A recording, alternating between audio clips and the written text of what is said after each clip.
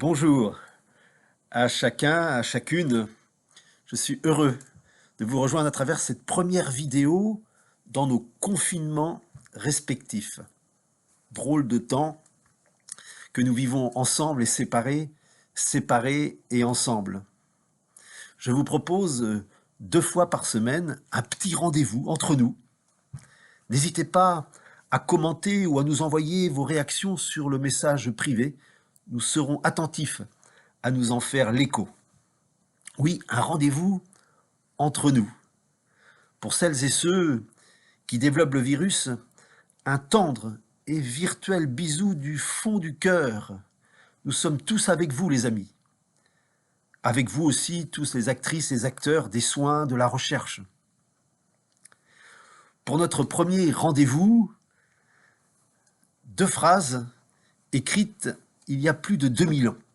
L'une tirée d'une lettre pour les habitants d'Éphèse, actuellement la Turquie, par saint Paul, et l'autre écrite par saint Jacques.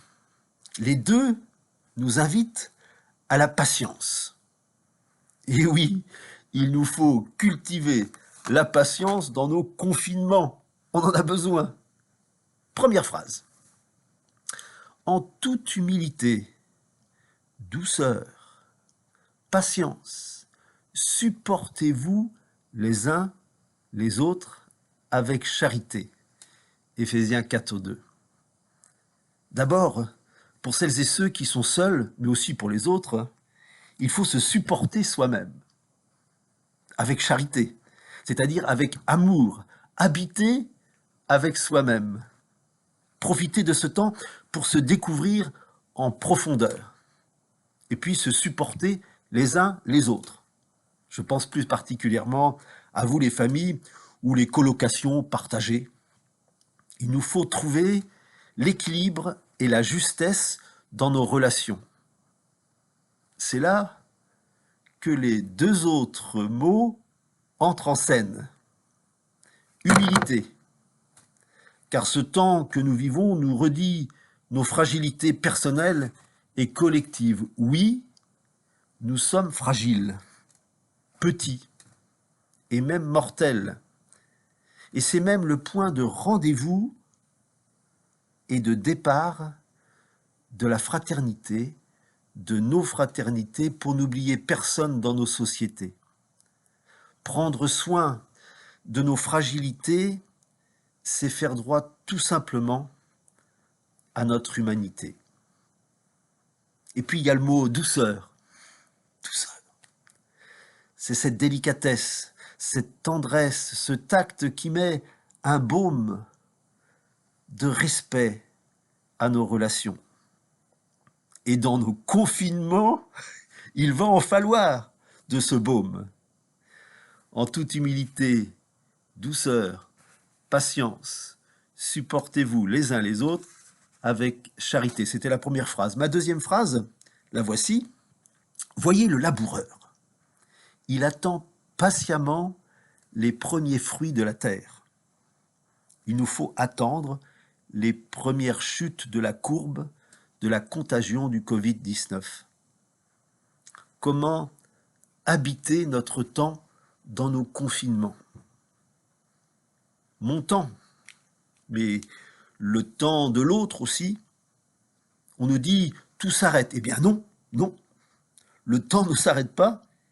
Par contre, il se conjugue autrement, par obligation, pas par choix. Nous apprenons dans cette décélération une nouvelle conjugaison du temps.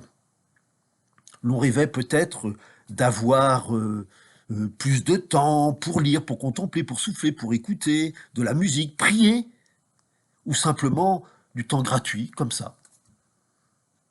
Et ce n'est pas si simple finalement. Et nous voyons que le temps gratuit rejoint aussi l'espace intime du silence dont nous avons parfois peur. Il nous faut de la patience pour l'apprivoiser, le faire résonner au-delà de nos peurs. Alors, attendre patiemment les fruits de la terre, comme dit saint Jacques, il faut un peu se laisser faire, être en démaîtrise pour se recevoir et recevoir ceux qui nous entourent. Voilà nos deux phrases du jour que je fais résonner dans nos confinements en ce jour de la Saint-Joseph et de la veille du printemps. Je regardais par la fenêtre tout à l'heure les forsythias jaunes, les petites pâquerettes qui poussent aussi. Laissons la clameur du silence nous habiter. Laissons la nature aussi finalement reprendre un rythme plus juste que nous avions peut-être perdu dans notre vie. Déjà dans la joie de notre prochain rendez-vous qui partira de vos commentaires et de vos messages privés. Allez-y, n'hésitez pas. Et des actions et attention particulière de tous les actrices, tous les acteurs du Secours catholique Caritas France et des autres associations qui en ce moment s'organisent avec les pouvoirs publics.